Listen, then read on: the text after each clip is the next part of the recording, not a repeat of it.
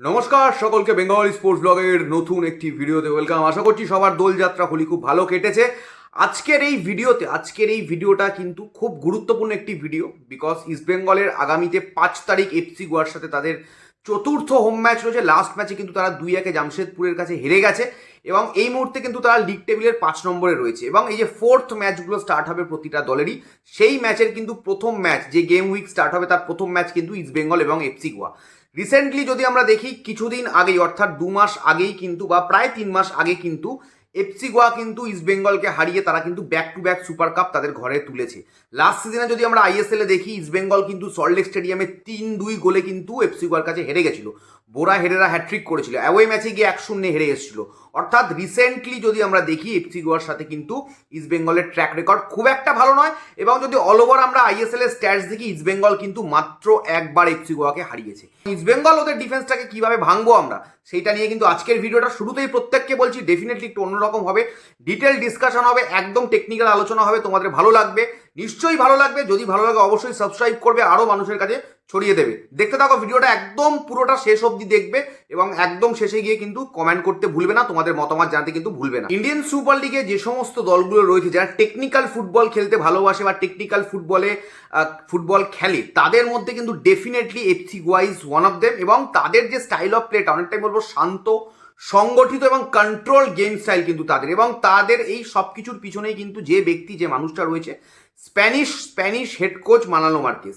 এবং আমরা এই ম্যাচটাকে না বিভিন্ন পর্যায়ে বিভিন্নভাবে এফসি গোয়াকে আমরা নিয়ে বিশ্লেষণ করব, তাহলে তোমাদের বুঝতে কিন্তু সুবিধা হবে। প্রথম পার্টটা আসবে এফসি গোয়ার আসল শক্তি কোথায়, তাদের লুকিয়ে থাকা দুর্বলতাগুলো নিয়েও কিন্তু আমরা আলোচনা করবো। মানালো কিভাবে দল সাজাচ্ছে, তারা ঠিক কিভাবে গোল করতে চায়, সব কিছু নিয়ে আলোচনা করবো। আগের ম্যাচটায় কিন্তু তারা 4-2-3-1 ফরমেশনে গেছিল, ড্রাজিজকে কিন্তু তারা স্ট্রাইকার রেখেছিল এবং তাদের উইঙ্গাররা কিন্তু যথেষ্ট শক্তিশালী। ডান দিকে উদান্তা সিং এবং রাইট ফুল ব্যাকে যদি আমরা দেখি বরিস সিং, লেফট ব্যাকে আকাশ সাংওয়ান এবং লেফট উইংয়ে কিন্তু ব্রাইসান। তো কোয়ালিটি উইঙ্গার তাদের টিমে রয়েছে।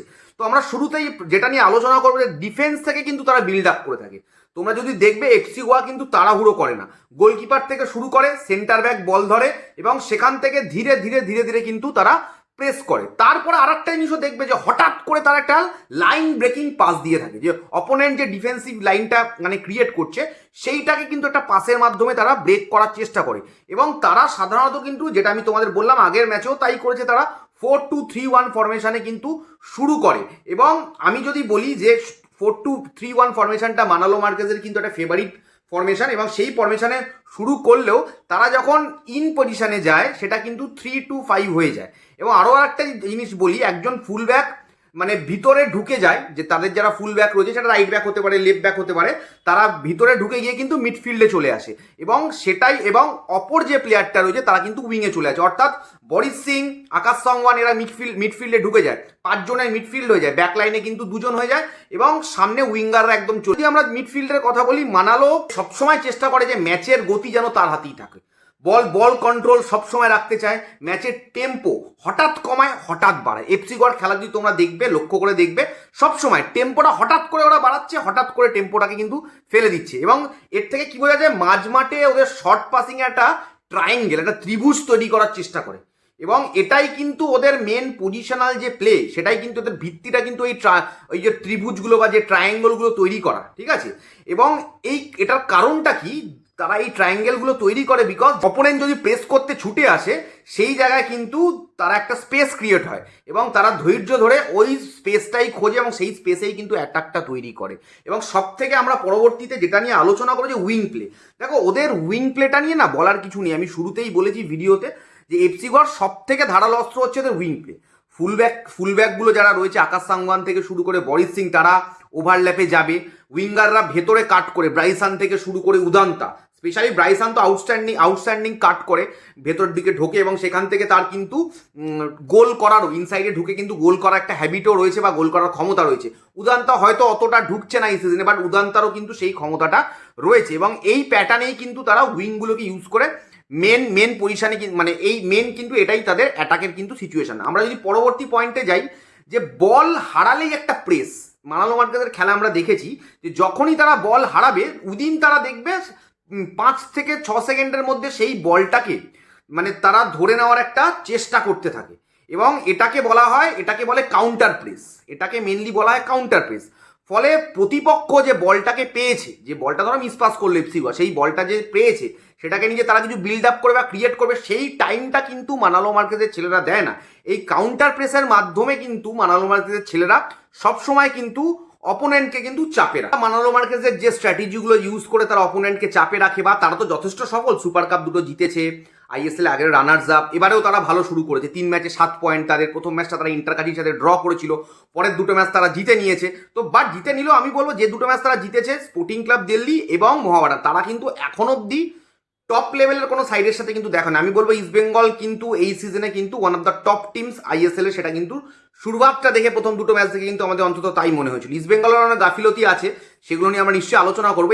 এবার মানালো মার্কেজের যে এই গেম স্টাইলটা, যেটা নিয়ে আমরা ভিডিও শুরুতে আলোচনা করছি এতক্ষণ ধরে, সেটা কিন্তু কিছু উইকনেস আছে, এই এফসি গোয়া টিমটার উইকনেস আছে। এবার কিন্তু সেই উইকনেসগুলো নিয়ে আমরা কিন্তু ডিটেলে ডিসকাস। মানালো মার্কেজ কিন্তু তোমরা দেখবে হাইলাইন ডিফেন্স খেলতে কিন্তু পছন্দ করে, এবং এটার মানে কি হচ্ছে যে পিছনে ফাঁকা জায়গা, অর্থাৎ ডিফেন্সের পিছনে কিন্তু গোলকিপার এবং ডিফেন্স লাইনের মধ্যে কিন্তু অনেকটা গ্যাপ তৈরি হয়ে যায়। এবার ব্যাপারটা হচ্ছে যেহেতু ইস্ট বেঙ্গলে এই মুহূর্তে মিগেল রয়েছে এবং তার সাথে সাথে ইউসেফ রয়েছে, তো একটা দুর্দান্ত থ্রু বলে আমরা কিন্তু অলরেডি দেখেছি, মিগেলের দুর্দান্ত থ্রু বলে ইউসেফ গোল করেছে। এবং শুধুমাত্র ইউসেফ নয়, মিগেলের দুর্দান্ত থ্রুতে আগের ম্যাচেও কিন্তু বিপিন কিন্তু একদম গোলের কাছে পৌঁছে গেছিল। এবং গতি ব্যবহার করে ইস্ট বেঙ্গল কিন্তু আমার মনে হয় যে এই যে ডিফেন্স, এফসি গোয়ার ডিফেন্স যে হাইলাইনে আসবে, মেনলি ওদের সেন্টার ব্যাক খেলবে পল মোরেনো এবং সন্দেশ ঝিঙ্গান, আমার মনে হয় ইস্ট বেঙ্গল যদি থ্রু বলে, মিগেল যদি থ্রু বল ভালো বাড়াতে পারে, ওদের ডিফেন্সকে কিন্তু ইস্ট বেঙ্গল যথেষ্ট চাপে রাখতে পারে। এছাড়াও যদি উইং দিক থেকে গতি বাড়িয়ে বিপিন, মহেশ যদি থাকে এডমান্ড এবং বিষ্ণু, এরা কিন্তু আমার মনে হয় গতি ব্যবহার করে কিন্তু মানালো মার্কেজের এই ডিফেন্সকে কিন্তু যথেষ্ট চাপে ফেলা যেতে পারে বলে আমার। দ্বিতীয় পয়েন্টে চলে আসবো যে ট্রানজিশনে গ্যাপ। আমি কিন্তু লক্ষ্য করে দেখেছি মানালো মার্কেজের ছেলেদের কিন্তু ট্রানজিশনে একটা গ্যাপ থাকে। কিরকম ব্যাপারটা, যে সবাই যখন ওদের অ্যাটাকে চলে যায়, মাঝখানে কিন্তু একটা স্পেস ক্রিয়েট হয়, এবং বল যখন ধরো ওরা সবাই অ্যাটাকে উঠে গেল এবং গিয়ে সামনে বলটা হারালো, এবং যখনই ওরা ওই বলটা হারায় তখন দুটো সেন্টার ব্যাক পিছনে কিন্তু একা পড়ে যায়, এবং দ্রুত কাউন্টার করলে কিন্তু গোয়ার ডিফেন্সকে কিন্তু ভাই যথেষ্ট চাপে আমরা দেখতে পেয়েছি।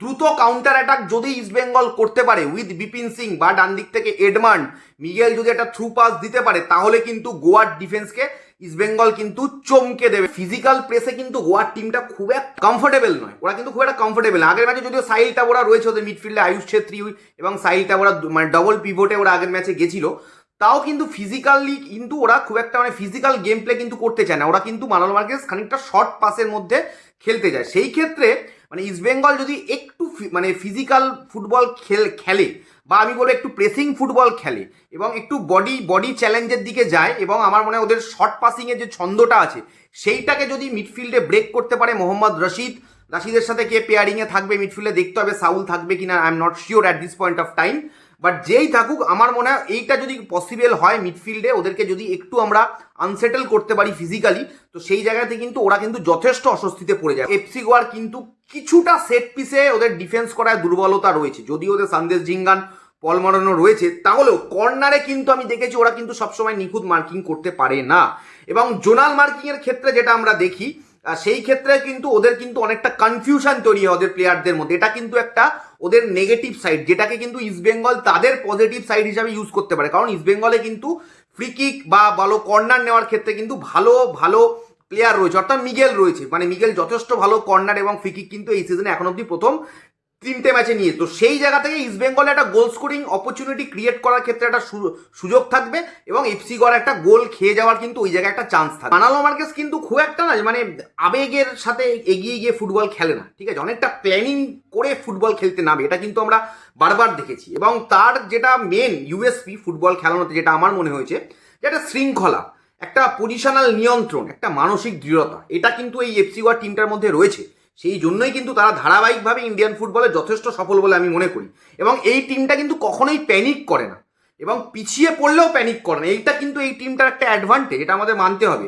এবং স্লো বিল্ড আপে কিন্তু এই টিমটা বিশ্বাস করে, দেখবে ধীরে ধীরে বিল্ড আপ করে, এবং অপোনেন্টকে চেষ্টা করে কিন্তু টায়ার্ড করানোর, অপোনেন্টকে প্রেস করায়, অপোনেন্টকে টায়ার্ড করানোর চেষ্টা করে, এবং তারপর একটা হঠাৎ করে কিন্তু অ্যাটাকে কিন্তু এরা চলে যায়। এফসি গোয়ার গোল করার মেন 4টে প্যাটার্ন নিয়ে আজকে যদি আমি তোমাদেরকে বলি, প্রথমত হচ্ছে উইং থেকে কাটব্যাক, যেটা নিয়ে আমরা প্রথম থেকে আলোচনা করছি। দ্বিতীয়ত হচ্ছে হাফ স্পেসে থ্রু বল, এই হাফ স্পেসে থ্রু বলটা কিন্তু খুব ইম্পর্টেন্ট। বক্সের বাইরে থেকে শট নেওয়ারও কিন্তু একটা প্রবণতা রয়েছে, যেইখানে কিন্তু আমার মনে হয় ইস্টবেঙ্গলের মোহাম্মদ রশিদকে আরও ব্লকিংগুলো বা সেই জায়গাতে স্ন্যাচিংগুলো যদি ভালো করতে পারে, সেকেন্ড বলগুলো যদি উইন করতে পারে, তাহলে আমার মনে হয় না যে সেই জায়গা থেকে এফসি গোয়াকে যদি অ্যালাউ না করে যে বক্সের বাইরে থেকে শটগুলো নেওয়ার, সেটা কিন্তু ইস্টবেঙ্গলের জন্য ভালো হবে। কারণ এফসি গোয়া কিন্তু বক্সের বাইরে থেকে শট নিতে কিন্তু ওরা অভ্যস্ত এবং শট নিতে চায়, এবং দেখবে কোনো কিছুতে ওরা কর্নার পেলো বা ফ্রি কিক পেলো, ওরা কিন্তু কুইক স্টার্ট করে, হঠাৎ করে স্টার্ট করে কিন্তু চমকে দেওয়ার একটা প্রবণতা কিন্তু এই টিমটার মধ্যে রয়েছে। এফসি গোয়া নিয়ে অনেক কথা খরচ করলাম ডেফিনেটলি, এবারে একটু আমরা ইস্টবেঙ্গল নিয়ে বলবো যে ইস্টবেঙ্গল ওদের ডিফেন্সটাকে ঠিক কিভাবে ভাঙতে পারে,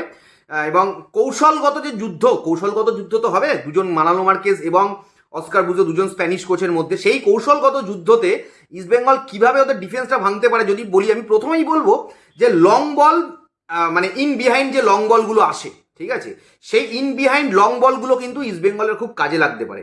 এবং গোয়ার হাইলাইন ভাঙতে গেলে আমার মনে হয় ডায়াগোনাল লং বল ব্যবহার করা ইস্টবেঙ্গলের জন্য সব থেকে ভালো হবে, এবং খুব দ্রুত রান করতে হবে। আমার মনে হয় গতি আছে, ভিপিনের গতি আছে, এডমান্ডের গতি আছে, এবং 1-1 মানে 1:1 যে পরিস্থিতি, সেই 1:1 পরিস্থিতিগুলোতে যদি আমাদের প্লেয়াররা ভালো করতে পারে, ওদের ডিফেন্স আমরা ভেঙে চুড়ে তছনছ করে দিতে পারি বলে আমার মনে হয়। এবং সেকেন্ড পয়েন্ট যেটা আমার মনে হয় যেভাবে ইস্টবেঙ্গল ওদের ডিফেন্স ভাঙতে পারে, সেটা হচ্ছে মিডফিল্ডে প্রেস, যেটা কিন্তু আগের ম্যাচে আমরা খুব একটা দেখিনি। আমার মনে হয় সেইখানে সাউল ক্রেসপোকে আমরা কিন্তু আগের ম্যাচে যথেষ্ট মিস করেছি। অ্যান্টন সজবার্গ কিন্তু সেই রোলটা কিন্তু আগের ম্যাচে প্লে করতে পারেনি, বা আমি আগেও বলেছি ও কিন্তু খানিকটা আউট অফ পজিশন ছিল। তো আমার মনে হয় যে ওদের যে সেন্টার ব্যাককে সময় দেওয়া যাবে না। সেই জায়গায় ইউসেফের সাথে আরও আরেকজন, সেটা অ্যান্টন সজবার্গ হোক, মিগেল হোক, বা আমাদের যদি কোনো উইঙ্গার হয়, ওদের মানে সেন্টার ব্যাকদেরকে কিন্তু কন্টিনিউ প্রেস করে যেতে হবে, এবং ওদের যে ডিপ মিডফিল্ড রয়েছে, ওদের ডিপ মিডফিল্ডকে কিন্তু কন্টিনিউ ব্লক করে যেতে হবে। এবং বিল্ড আপ ভেঙে দিতে পারলে গোয়ার রিদিম ভেঙে যাবে, ওদের বিল্ড আপটাকে ভেঙে দিতে হবে।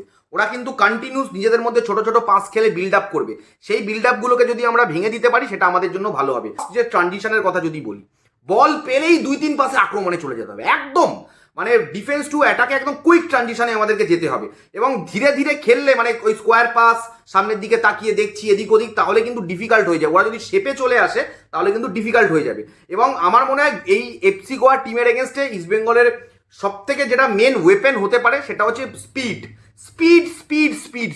এই টিমের ডিফেন্সটাকে ইস্টবেঙ্গল আমার মনে হয় ভেঙে চুরে দিতে পারে। এবং আরেকটা পয়েন্ট আমি বলবো, ফোর্থ পয়েন্ট, সেটা হচ্ছে সেট পিসকে কাজে লাগাতে হবে ভাই। সেট পিসকে আমাদের কাজে লাগাতে হবে, কর্নার বলো, ফ্রি কিক বলো। এবং আগের ম্যাচে কিন্তু আমরা অনেকগুলো জায়গায় দেখেছি যে ম্যাচের একদম প্রথম দিকেই ফার্স্ট হাফেই কিন্তু জয়গুপ্তার মাথায় একটা বল মিগেল বসিয়ে দিয়েছিল, যেটা জয়গুপ্তা টার্গেটে রাখতে পারেনি। তারপরে আবার একটা বল যেটা কিন্তু ইউসেফের মাথায় বসিয়ে দিয়েছিল মিগেল, যেটা সেও টার্গেটে রাখতে পারেনি। এই সেট পিসগুলোকে কিন্তু ইস্টবেঙ্গলকে ইউজ করতে হবে এরকম একটা ভাইটাল ম্যাচ। ডেফিনেটলি সেই জায়গাতে যেখানে ইস্টবেঙ্গলের track record is also not that great, তো সেই জায়গায় কিন্তু ইস্টবেঙ্গলের এটা মাথায় রাখতে হবে। এবং আরও আরেকটা জায়গাতে আমি বলি, সেটা হচ্ছে ফুল ব্যাকদের যে পেছনের যে স্পেসটা, সেইটাকে ইস্টবেঙ্গল কতটা ইউজ করতে পারবে অ্যাটাকের ক্ষেত্রে, সেইটা কিন্তু খুব গুরুত্বপূর্ণ। এবং যখন এফসি গোয়ার ফুল ব্যাকরা উপরে উঠে যায়, তখন কিন্তু পিছনে অনেকটা ফাঁকা জায়গা থাকে। সেই স্পেসে কিন্তু ইস্টবেঙ্গল প্লেয়াররা যদি বল ফেলতে পারে, তাহলে আমার মনে হয় সামনের দিকে কিন্তু ওদেরকে আমরা চাপে ফেলতে পারি। এইটুকু আমার ইস্টবেঙ্গলের ক্ষেত্রে মনে হচ্ছে। কেন আমি এই জায়গাগুলো পয়েন্টগুলো বললাম, কারণ ইস্টবেঙ্গল টিমটা তো এবারে যথেষ্ট কোয়ালিটি টিম। আগের ম্যাচটা খারাপ গেছে, ডেফিনেটলি খারাপ গেছে, বাট আমার মনে হয় সেই জায়গায় এই জায়গাগুলোতে কিন্তু আমরা এফসি গোয়াকে চাপে ফেলতে পারি। অবশ্যই আমরা কিন্তু আজকে একটু অন্যরকম টেকনিক্যাল অনেক স্লাইড তোমরা দেখতে পাচ্ছ, অনেক ছবি দিয়ে তোমাদেরকে বোঝাচ্ছি, অনেক ছবি প্লেয়ারদের রয়েছে স্ক্রিনে, অনেক ডিটেল ডিসকাশন করছি। তোমরা কতটা বুঝতে পারছো ডেফিনেটলি কমেন্টের মাধ্যমে কিন্তু জানতে থাকো। এই ম্যাচটা না শুধু মানে দুটো দলের লড়াই নয়, একটা দলের স্ট্রাকচার বনাম আরেকটা দলের গতির লড়াই হতে পারে, বা একটা দলের পজিশনাল ফুটবল ভার্সেস আরেকটা দলের ট্রানজিশনাল ফুটবলটা, বা ট্রানজিশনাল যে পার্টগুলো নিয়ে আমরা আলোচনা করলাম, সেইটা হতে পারে। এবং মানালো মার্কেজের এই নিয়ন্ত্রিত ফুটবল বনাম ইস্টবেঙ্গলের আক্রমণাত্মক অস্কার ব্রুজনের অ্যাটাকিং ফুটবলের কিন্তু লড়াই হবে বলে আমার মনে হচ্ছে। এবং এফসি গোয়া অনেক শক্তিশালী, অনেক সংগঠিত, ট্যাকটিক্যালি অনেক বেটার জায়গাতে রয়েছে ইস্টবেঙ্গলের থেকে আমার মনে হয়। বাট ইস্টবেঙ্গলও কিন্তু খুব একটা পিছিয়ে আছে বলে আমার মনে হয় না। বাট সঠিক জায়গায় যদি ইস্টবেঙ্গল ওদেরকে আঘাত করতে পারে, তাহলে ওদের ডিফেন্স ভাঙা অসম্ভব বলে আমার মনে হয় ডেফিনেটলি। আর তোমাদের সকলকে বলবো, তোমাদের এই যে ট্যাকটিক্যাল অ্যানালিসিস আমরা করলাম, সেইটা শুনে তোমাদের কি মনে হচ্ছে, কারা এগিয়ে রয়েছে? খুব টাফ ম্যাচ হবে। রিসেন্ট পাস্টে আমরা ওদের থেকে পিছিয়ে রয়েছি, হেরে গেছি ওদের কাছে। তো আমাদের কাছে বদলার ম্যাচ। আগেরবারে সল্টলেক স্টেডিয়ামে 3-2 হেরেছিলাম, গ্যালারিতে ছিলাম, খুব দুঃখ পেয়েছিলাম অবশ্যই। অ্যাওয়েতে গিয়েও হেরেছিলাম, লাস্ট সুপার কাপে হারলাম। সেই জায়গায় আমাদের কাছে একটা বদলার ম্যাচ। আমরা ডেফিনেটলি আজকে এফসি গোয়ার পরে বেশি ফোকাস করলাম এবং ইস্টবেঙ্গল কীভাবে ওদের ডিফেন্স ভাঙতে পারে সেটাও আমরা আলোচনা করলাম ট্যাকটিক্যালি। পরবর্তীতে ইস্টবেঙ্গল আগের ম্যাচে কী কী ভুল করেছিল এবং সেই ভুলগুলো কীভাবে ইস্টবেঙ্গল এই ম্যাচে শোধরাতে পারে সেটা নিয়ে পরবর্তীতে ভিডিও আসবে। আশা করছি তোমাদের ভিডিওটা ভালো লেগেছে। যদি ভিডিওটা ভালো লাগে, এই যে এতটা খেটে ভিডিওটা তোমাদের জন্য প্রেজেন্ট করলাম, অবশ্যই সাবস্ক্রাইব করবে চ্যানেলটাকে। যদি নতুন হও, সাবস্ক্রাইব না করে ভিডিওটা দেখছো, এবং বন্ধু বান্ধব সকলের সাথে শেয়ার করে। যারা অলরেডি সাবস্ক্রাইব করে রয়েছে তাদেরকে বলবো যে ডেফিনেটলি তোমরা কমেন্টের মাধ্যমে তোমাদের মতামত, তোমাদের মূল্যবান মতামত জানাবে। আমি চেষ্টা করবো কমেন্টগুলোর রিপ্লাই দেওয়ার। এবং আমাদের টার্গেট কিন্তু 50,000 সাবস্ক্রাইবার। আমরা কিন্তু আস্তে আস্তে 50,000-এর দিকে এগোচ্ছি। তাই তোমাদের সকলের কিন্তু অনেক সহযোগিতা এতদিন ধরে পেয়েছি, শেষ 2 বছর ধরে, আগামীতেও পাবো। এবং সেই জন্যই কিন্তু তোমাদের সকলকে সাবস্ক্রাইব করতে হবে, আরও মানুষের কাছে পৌঁছে দিতে শেয়ার করতে হবে, কমেন্ট করতে হবে। Thank you so much. সবাই ভালো থেকো। এখনের মতো সকলকে টাটা। দেখা হচ্ছে খুব তাড়াতাড়ি নতুন একটা ভিডিওতে। টাটা।